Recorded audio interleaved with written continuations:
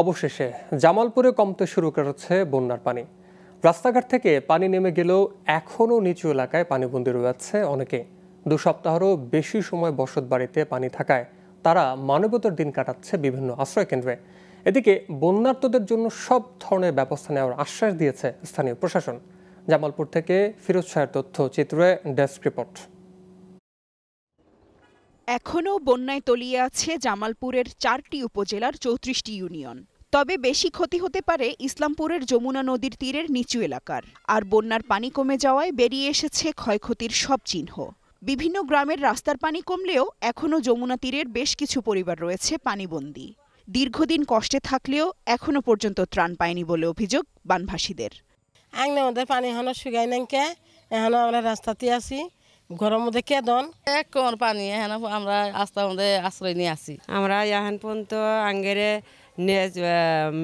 Chairman এখন পর্যন্ত আগে খোঁজ খবর নিল না। 6 কেজি চাল 8 কেজি চাল দিছিল, কন্ট্রোলা চাল না, এর মধ্যে আর কোনটা দেন আঙ্গরে। পানি ওটা যখন পানি নেমে গেছে রাস্তাটা ভেঙে গেছে, অনেক অনেক জায়গায় ভেঙে গেছে, এখানেও ভেঙে গেছে।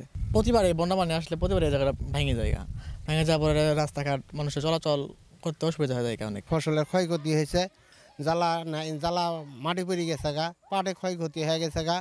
হ্যাঁ, আঙ্গরে গরু বাছুর নিয়ে কই থাই, আঙ্গর তো নিরুপায়।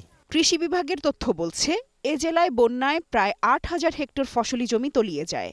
আর ক্ষতিগ্রস্ত কৃষকদের তালিকা করে দেয়া হবে প্রণোদনা। ক্ষয়ক্ষতি নিরূপণ পর্যায়ে রয়েছে। আমরা অতি দ্রুত এই কৃষকের তালিকা করে ক্ষয়ক্ষতির পরিমাণ নির্ণয় করে আমরা ঊর্ধ্বতন কর্তৃপক্ষকে জানাবো। তাদের ক্ষয়ক্ষতি যাতে পুষিয়ে নিয়ে যাওয়া যায় এই ব্যাপারে আমরা পদক্ষেপ নিচ্ছি। এবারের বন্যায় সবচেয়ে বেশি ক্ষতিগ্রস্ত ইসলামপুর উপজেলার ক্ষতির পরিমাণ নির্ধারণ করে ব্যবস্থা নেওয়ার আশ্বাস দিলেন এই কর্মকর্তা।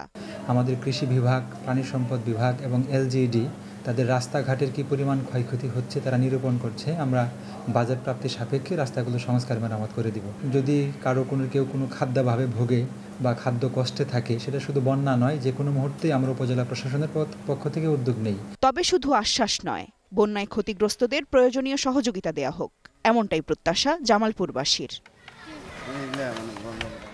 Global television news desk.